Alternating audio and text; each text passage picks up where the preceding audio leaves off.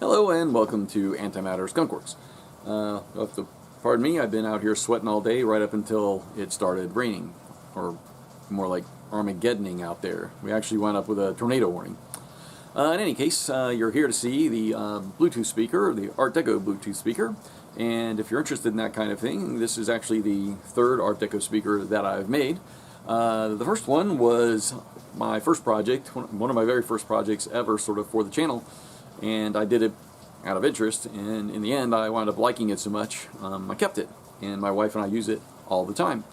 I also show pretty much anybody that will take a look at it, because I'm kind of proud. And I've had some people express an interest. Of course, you never know if they're just being polite or not, right? And that's actually the subject of the second Bluetooth speaker that I made.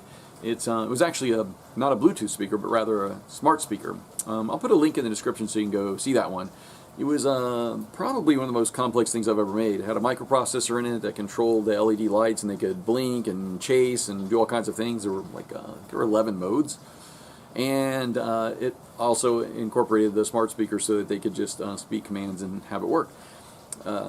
So that's again, I'll have a link in the description for that.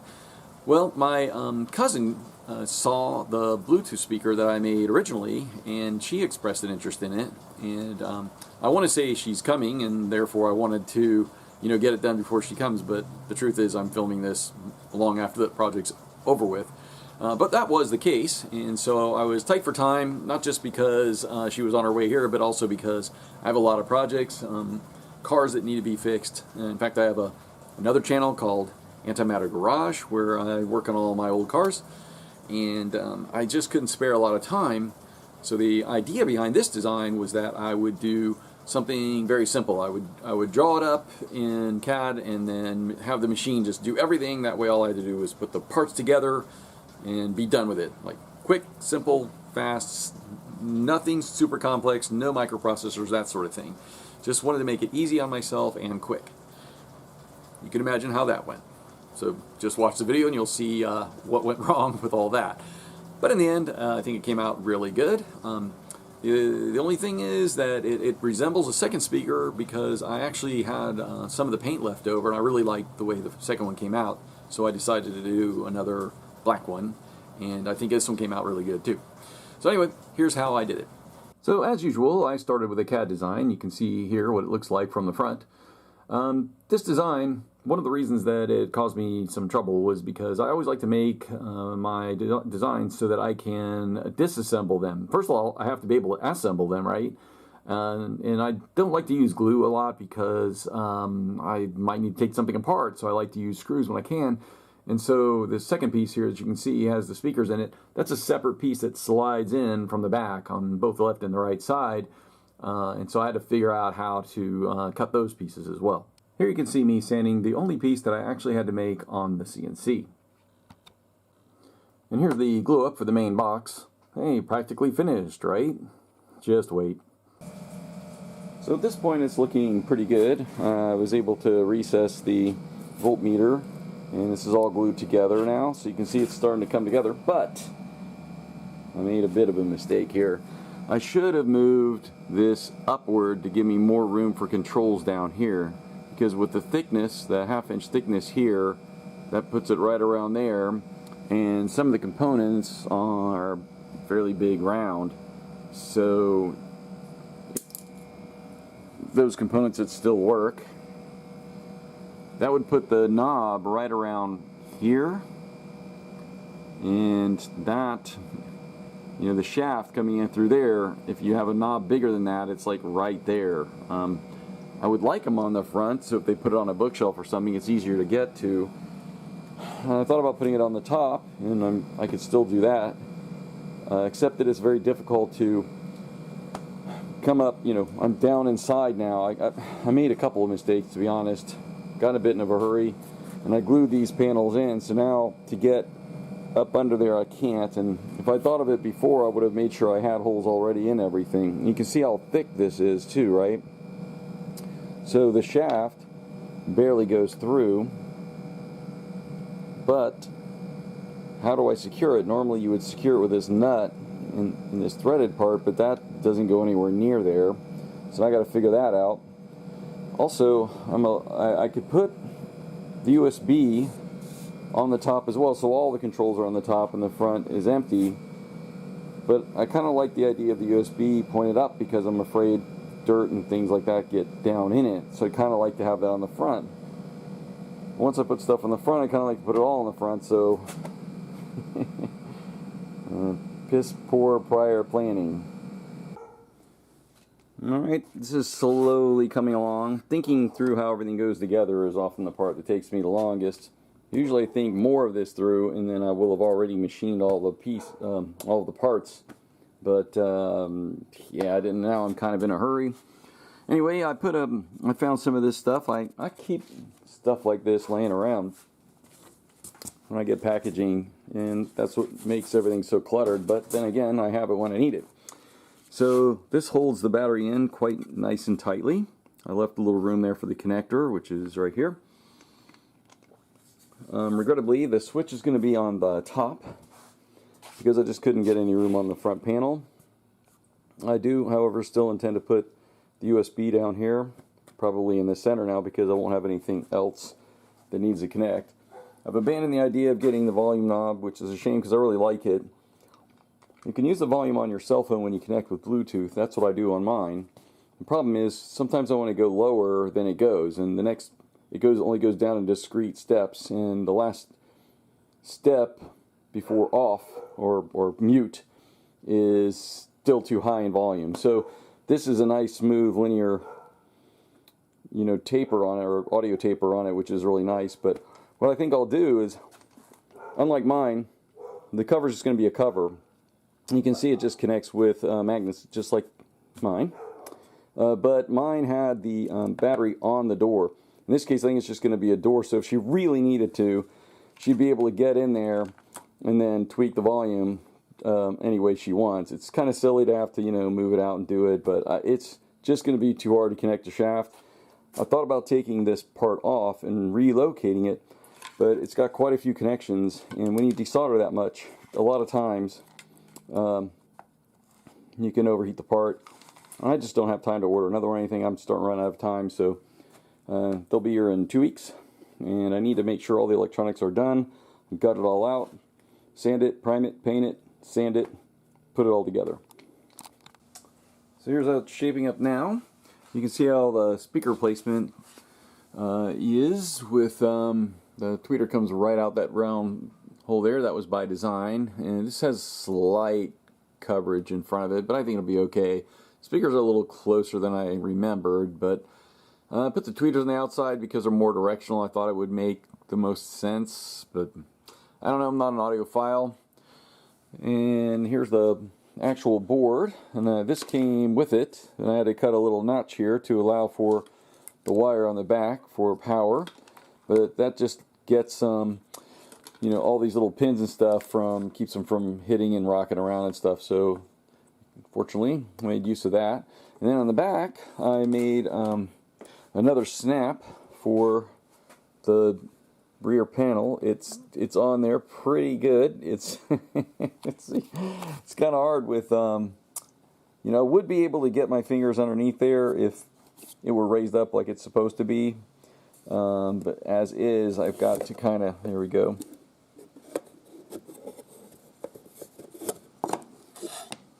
So I have 3 embedded magnets here and 3 magnets here. You got to make sure if you do this you don't reverse them so they repel each other. This is just held in by nothing at the moment, but you can see how it snaps really strongly in place. I use this method for my current one. It works great. When you need to get access back there, it's very easy just to take it off, but it isn't in danger of falling off, and then you can do whatever you need to do inside, like replace the batteries. So I put the electronics together, everything except the lighting.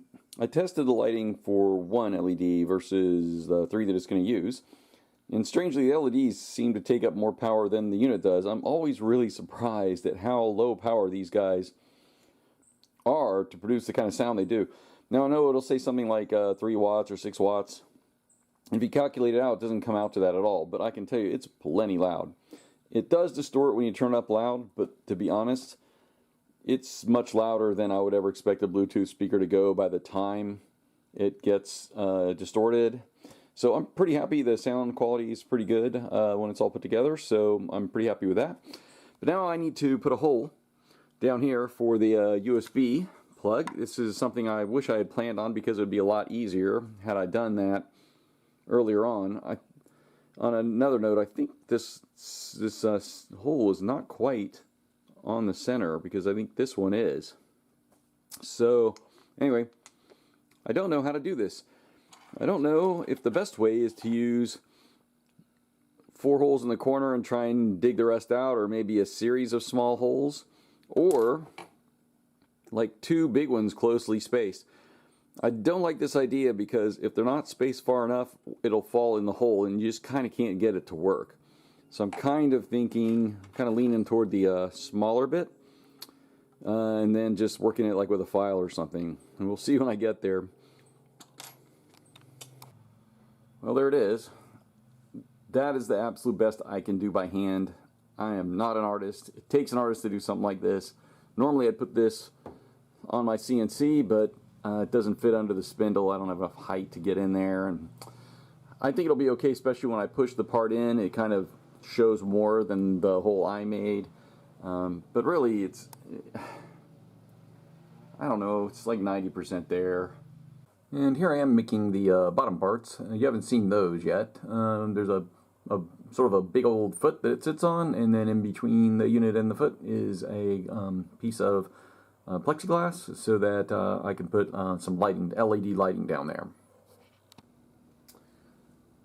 So this is the back side, which I don't care too much about. In fact, I'm not even sure, in fact I'm pretty sure I'm not going to spray it with the same gloss paint that I paint the rest of the unit with. I'm probably just going to use some rattle can.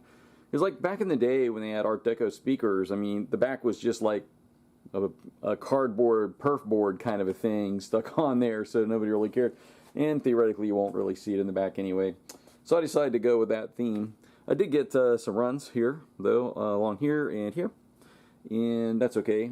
This is a high fill primer. It's going to be sanded, but this particular primer should be sanded after you wait for a while. You can recoat in like 10 minutes. You can wet sand it right away, it said, but don't dry sand it right away, which I thought's kind of odd, but that's the way it goes. I didn't paint the inside. That's going to be on the inside, of course. It does look like I need a little more along these edges, but again, not that big of a deal.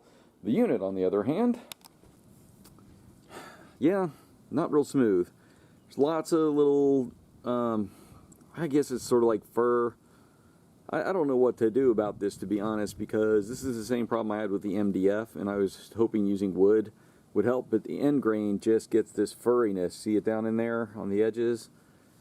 I think it's just going to be how it's going to be, but I got a little bit in a rush, and I sprayed too much, and got quite a few runs. There's a kind of a big one here, and so it's going to be the same as the other unit. I'm going to have to wait for it to dry and then sand it all down, sand all this fur out. That'll get smoother because it was already smoother. A lot of this will get a lot smoother, but I did find a couple of flaws that need to be fixed. That's kind of the whole reason for priming. You know, you need to see it in primer all one color, otherwise you can't see some of these flaws. There's a little trough that I had sanded here. I might fill that in a little bit. The end grain's really hard to get. It does seem like it's filling in now, and I have a whole nother can left of this primer, and I definitely think I need to get in here some more, but I think what I'm going to do is let it sit overnight. Tomorrow I get it done playing disc golf, I'll sand it again, and then I'll prime it again, make sure I've got plenty of primer on there, and see how smooth I can get it. And then hopefully the day after tomorrow I can spray it with the glossy black and start the whole process of sanding and polishing to try and get it smooth. Here's another flaw you can see right here. See where the sun is coming onto it? There's a little line. This is where the two pieces are glued together. I thought it was smooth, but it wasn't. Gonna have to fill that in, repaint, resand. Alright, I sanded some more. When I got done sanding, I sanded yet more. When I was finally done sanding, I sanded some more. I did coats of primer, sanded, like forever and ever and ever. I thought I was never going to finish, but I think I finally started to run out of primer, you know. I'm going to have to go with the finish the way it is. Let me show you.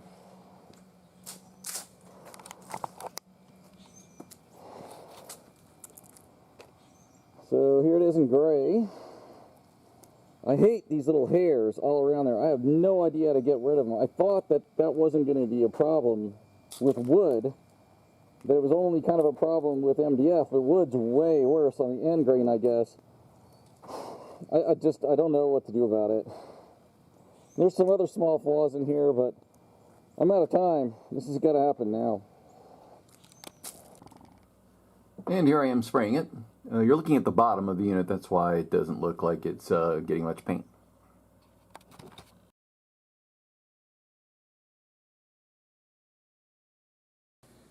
I was painting this latest Art Deco Bluetooth speaker, and the last time I painted one, I didn't put enough paint in the gun, and I didn't get enough coats on. So this time I put way too much in, and I didn't want to waste it all, so I was looking around for things to paint, and this is what I found. These were pretty easy to take off of my wife's car and quickly clean and tape off, and this didn't even need any taping off. This is the bar that goes across the strut tower bar. So there's the unit, all painted and shiny. It's very, very, very shiny. And my wife chose this little guy as the resident, so he'll go inside.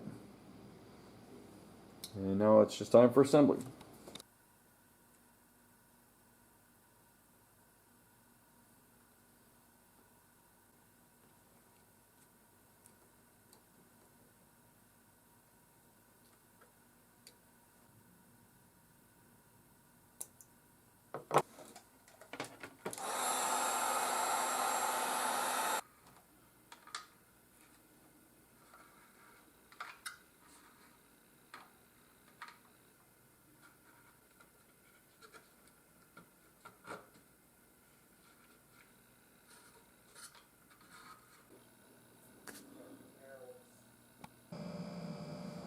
So there it is.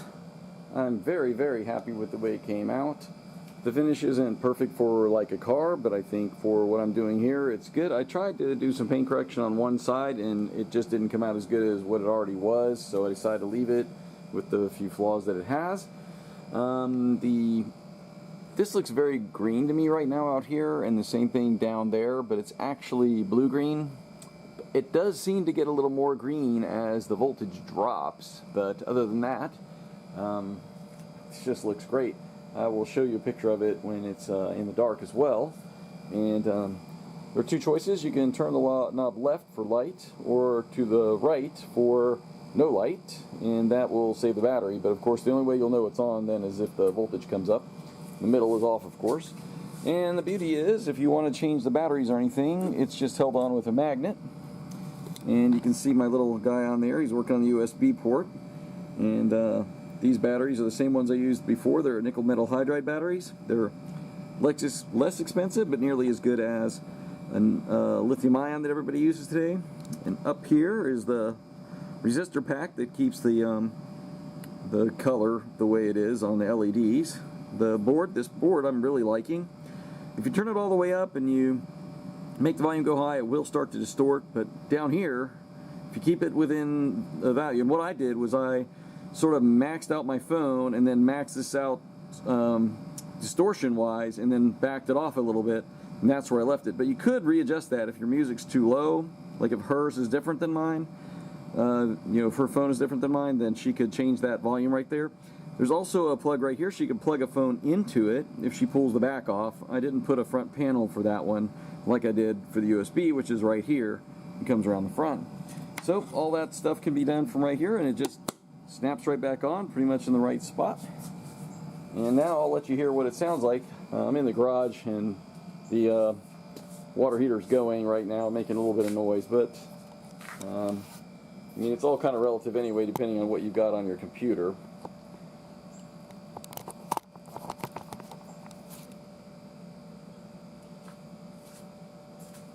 Okay, here's a little of that royalty-free music everybody loves.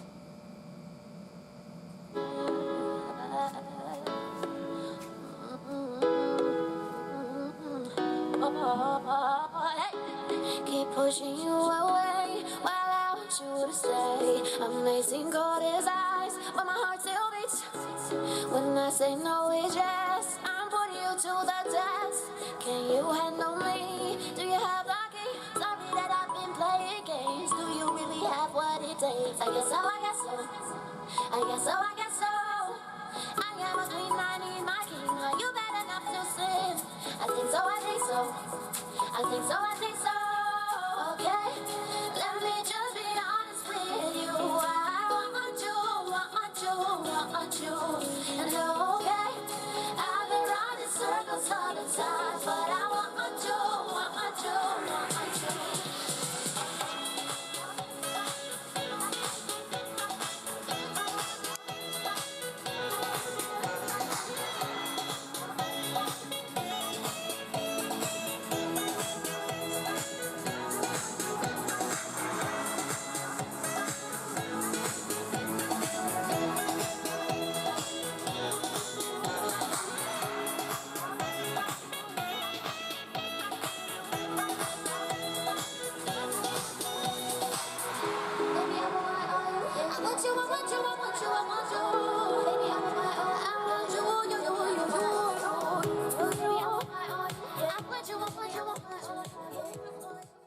So that's it. I hope you enjoyed it.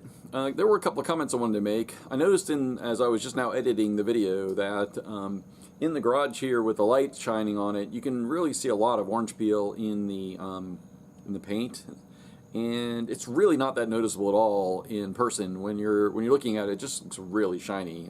So I think that was the worst possible conditions under which to see it. So I think it looked really good. I'm very happy with the way it came out. Not a huge fan of the knob on the top. Kind of wish I'd thought that through before, but no, I'll fix it on the next one, right? Other than that, I just wanted to say that I also think that the Bluetooth module that I used, this one, I kind of like it better than the previous ones that I've used, and I'll do my best to put in the parts and the costs in the description below. So if you're wondering what I used, you'll know. The paint was a single stage jet black car paint. Again, I'll try and put the manufacturer in there. I bought a very small can of it for $60 at a local place that sells, car paints, and that $60 can of paint has lasted me so much. The few pieces that you saw me painting there was not even close to what I painted. I grabbed all kinds of stuff throughout the house and painted I painted almost a whole car's worth of stuff, honestly, with that. So, and I still wind up throwing some away. I still have a little bit, so there may be another black one coming in the future. We'll see. But anyway, I hope you really enjoyed the build, and if you like it, I would really like you to leave a comment. Let me know. My videos have a tendency to be long, and I keep saying, "Oh, I'm going to try and shorten these up," and I never manage to do it. I think I'm a talker. I also like to show all of the details if I can. So if you like those details and you see the mistakes that I made and explanations as to why I did something or what I didn't like about it or something, let me know. Otherwise, I could just do a much shorter montage of me just like putting it together and here's the end result, That's it. Thank you for watching.